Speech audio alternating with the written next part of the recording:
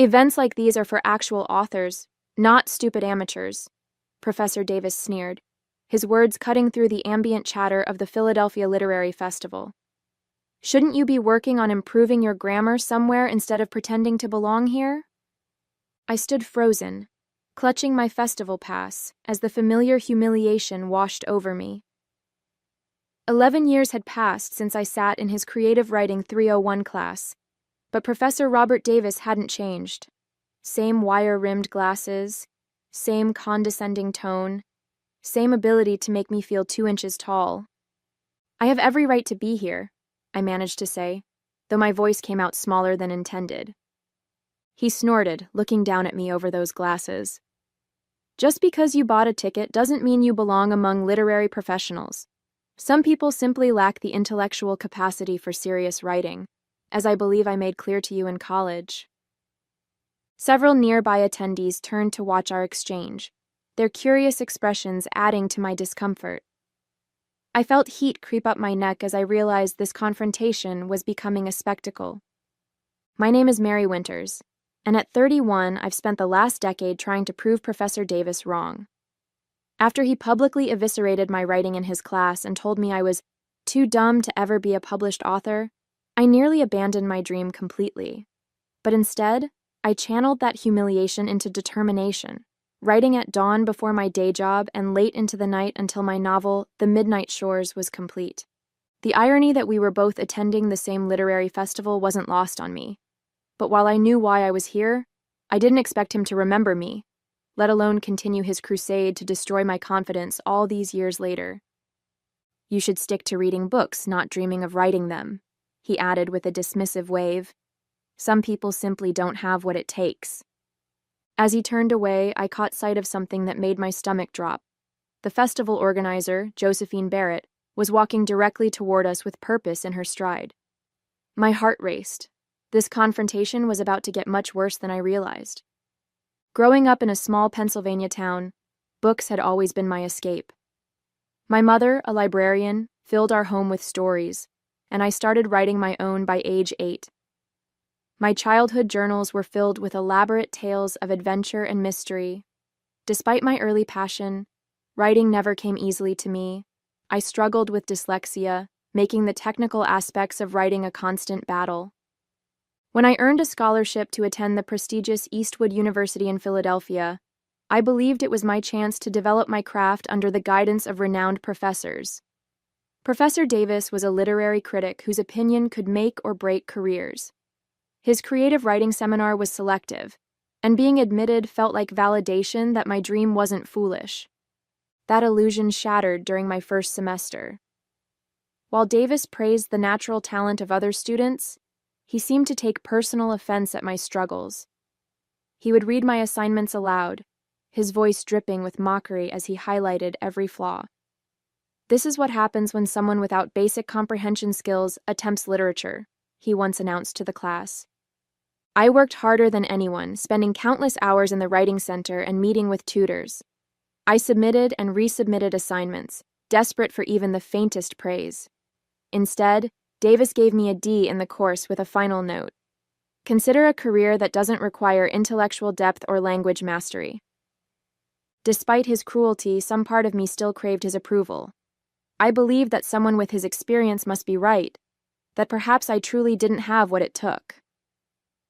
After graduation, I moved to New York, working as an administrative assistant at a publishing house while quietly continuing to write.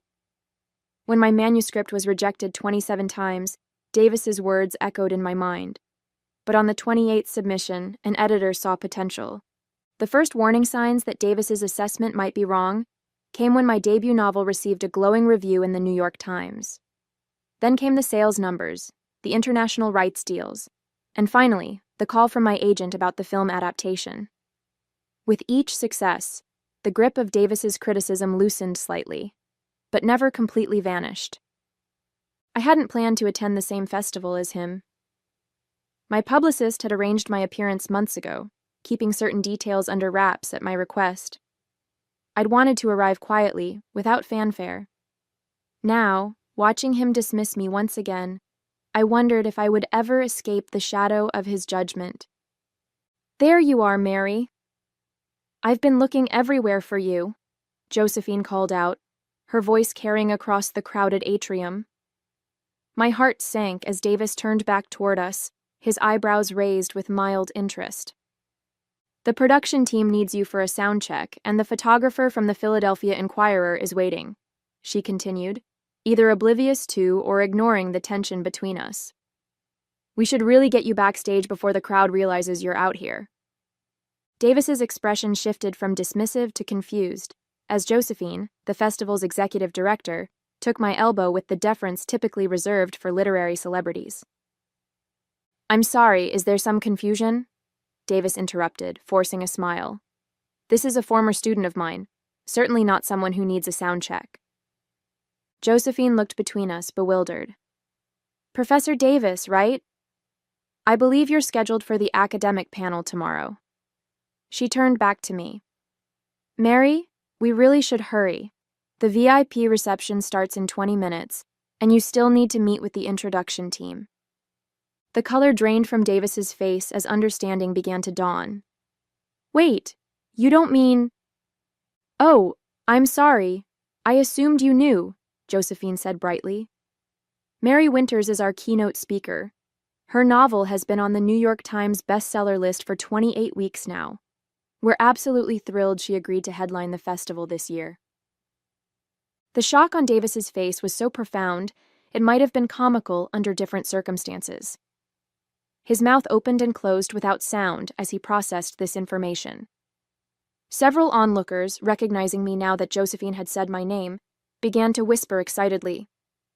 You're… the Mary Winters?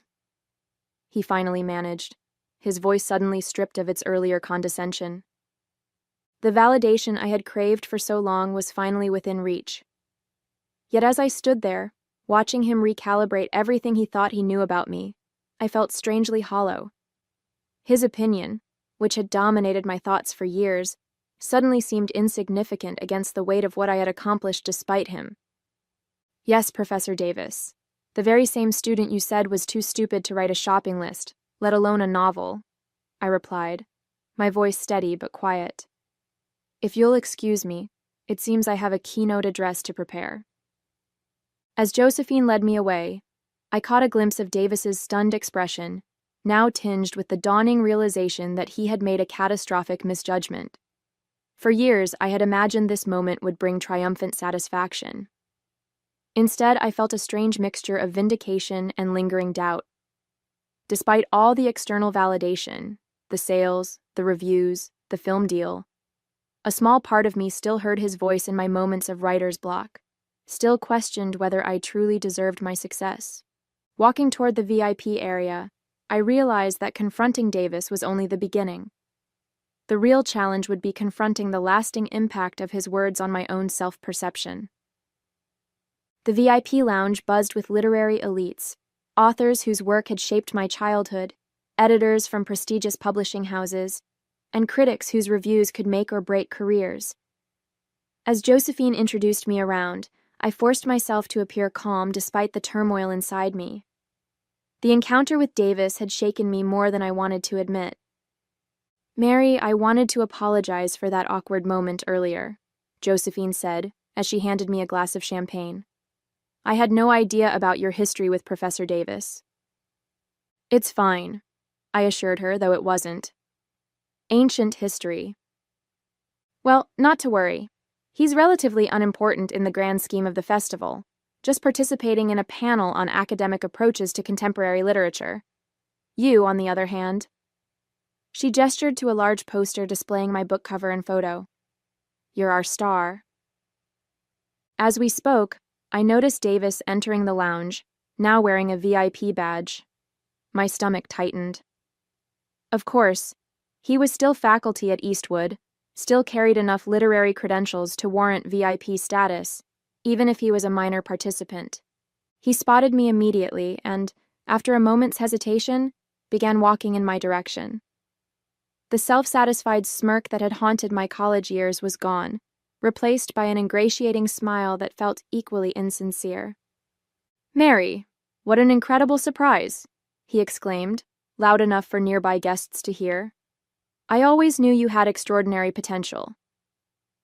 The blatant lie knocked the wind from me. Nearby, a well-known novelist raised an eyebrow, clearly sensing the tension. That's not how I remember our interactions, Professor, I said quietly. Oh, you misunderstood my teaching methods, he continued smoothly.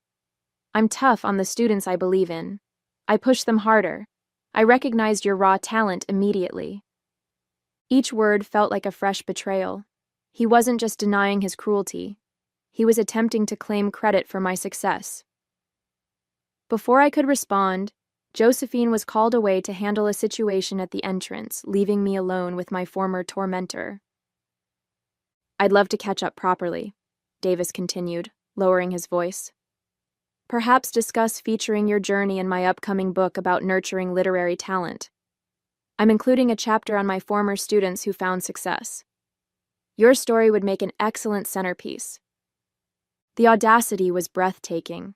For a moment, I considered creating a scene, calling out his lies in front of the assembled literary world.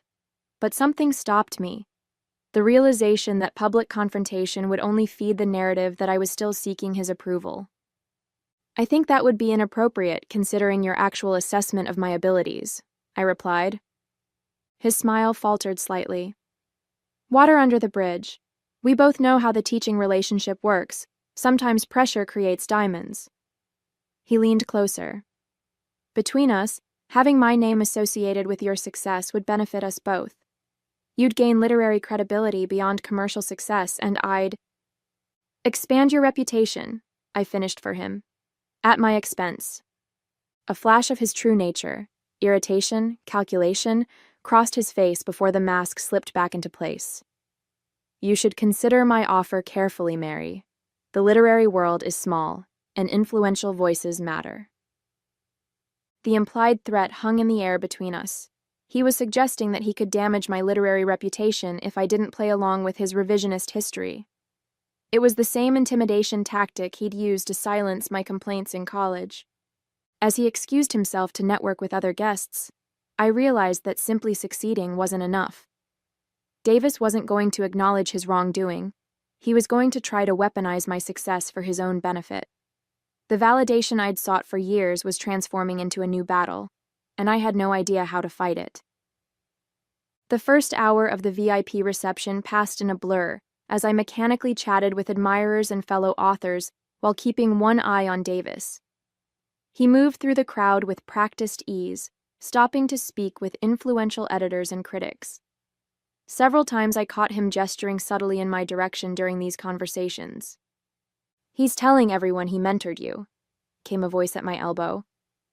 I turned to find Catherine Bennett, an author I deeply admired, watching Davis with undisguised contempt. You know him? I asked. Unfortunately.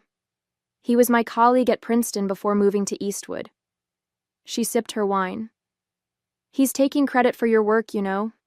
I've already heard him tell the fiction editor at The Atlantic that he guided your early development, and saw promise when no one else did. My blood ran cold. That's the opposite of what happened. I figured as much. Robert has a habit of retroactively discovering talent. Catherine's eyes narrowed. He did the same with James Harlow last year, claiming he'd been an early champion of James's work. James was too conflict-averse to contradict him. And people believe him? Academia runs on reputation and connections. Robert knows that associating himself with successful former students enhances his status, whether the association is real or not. As she spoke, I noticed Josephine approaching with a tall, distinguished man in an expensive suit. Mary, there's someone important I'd like you to meet, Josephine said. This is William Foster, the film producer who's adapting your novel. I extended my hand, but before Foster could speak, Davis materialized beside us. William, wonderful to see you again, Davis said, clapping the producer on the shoulder with unexpected familiarity. Foster looked momentarily confused but returned the greeting. Robert, wasn't expecting to see you here. I wouldn't miss seeing my former protégé's big moment, Davis replied, placing a proprietary hand on my shoulder. Mary's talent was evident from her first assignment in my class. I still have her early work, showed such promise. I stiffened, but before I could contradict him, Foster's expression brightened with interest. Really? That's fascinating. We're in early stages of development, and I'd love to understand the genesis of Mary's unique voice. He turned to me. Mary, you never mentioned Professor Davis was your mentor. Because he wasn't, I began, but Davis smoothly interrupted. She's being modest. Mary was one of my most memorable students. In fact, I'm currently writing about her development in my book on literary pedagogy. Foster seemed intrigued. We should talk. The studio is planning a substantial marketing campaign around the film, and the story behind the story is always compelling. Davis beamed. I'd be happy to share my insights. In fact, I've been consulting on several literary adaptations recently.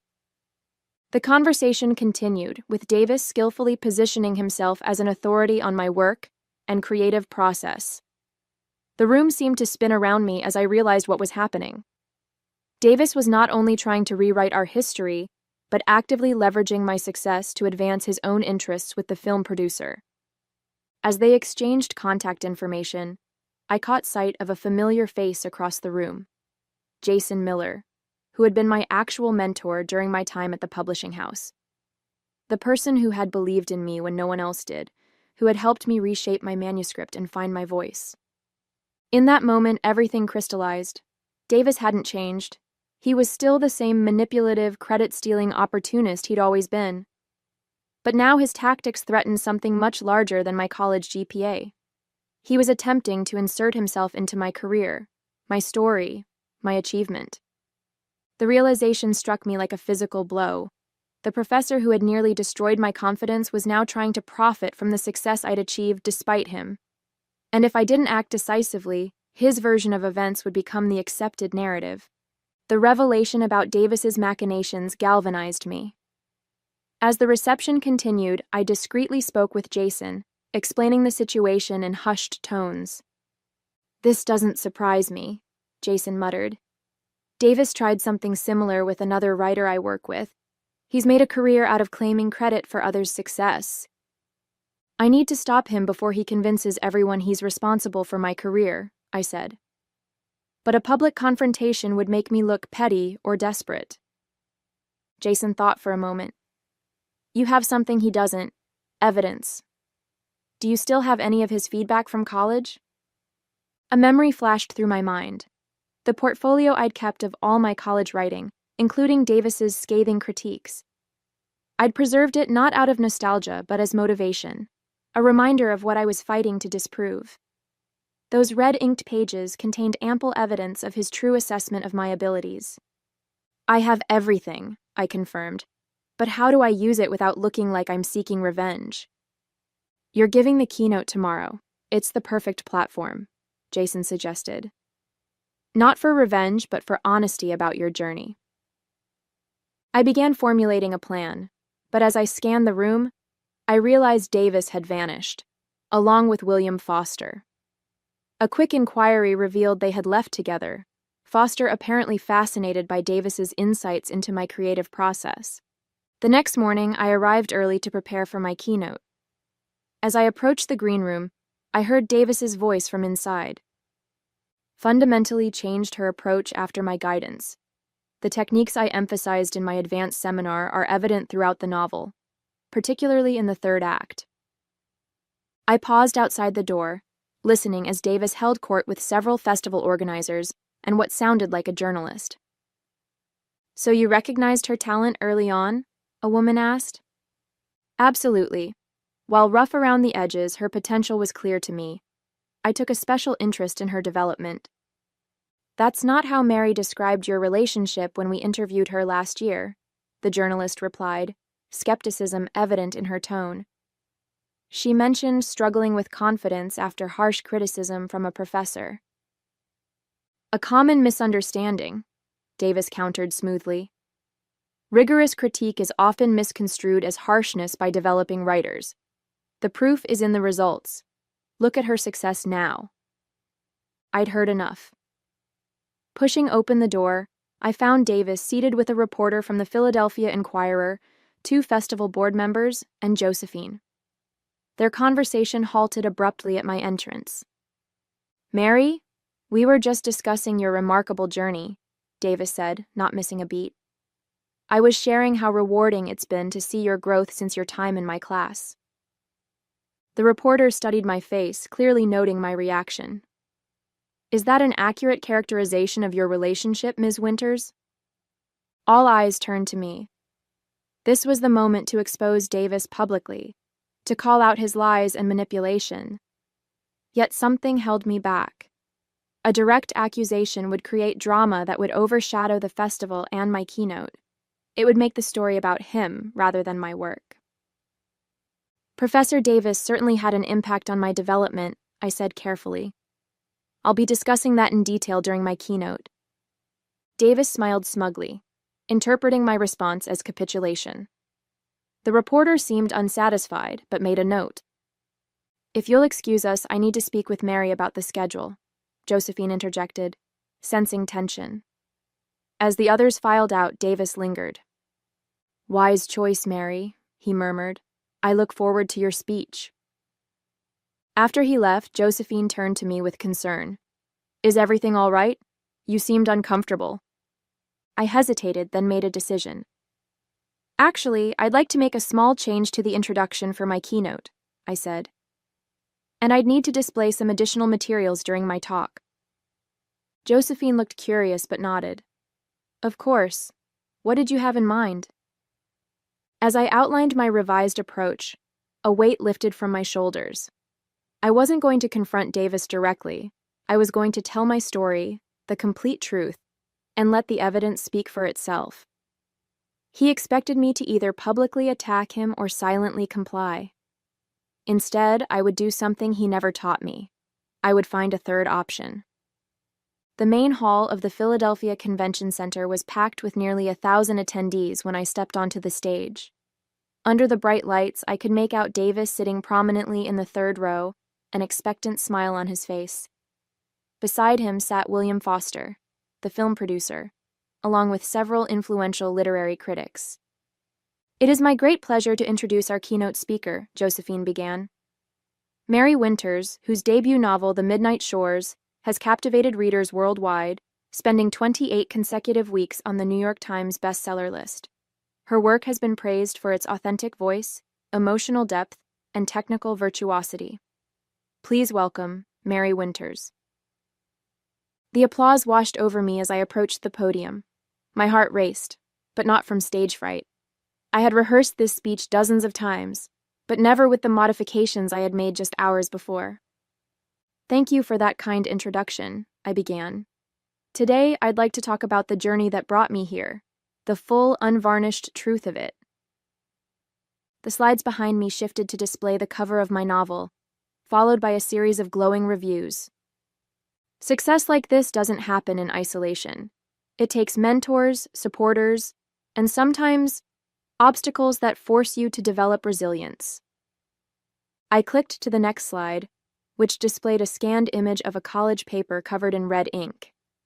Davis's unmistakable handwriting filled the margins with comments like, "hopelessly amateurish," and "perhaps consider a less intellectual pursuit." This was my final assignment in creative writing 301 at Eastwood University, along with my professor's assessment that I was, and I quote, "too intellectually limited to ever succeed as a writer." A murmur rippled through the audience. I didn't need to look at Davis to know his expression had changed. This professor continued to tell me throughout the semester that I lacked basic comprehension skills, that my writing showed no promise, and that I should abandon my literary aspirations entirely. I clicked through several more examples of his feedback, each more devastating than the last. The final slide showed his course evaluation. "D student lacks fundamental talent and would be better served pursuing a career that doesn't require intellectual depth or language mastery." Yesterday, that same professor approached me at this festival, offering to include me in his book about students he had mentored to success. He has been telling people here that he recognized my talent early and guided my development. The room had fallen completely silent, From the corner of my eye, I could see William Foster leaning away from Davis, his expression troubled.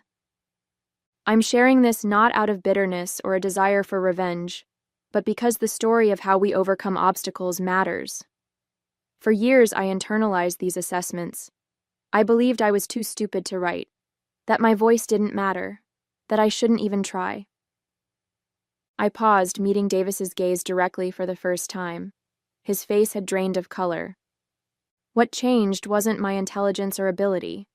What changed was finding people who believed in me despite the voices telling me I wasn't enough. The screen shifted to photos of the people who had actually supported me. Jason, my editor, my writing group, my mother.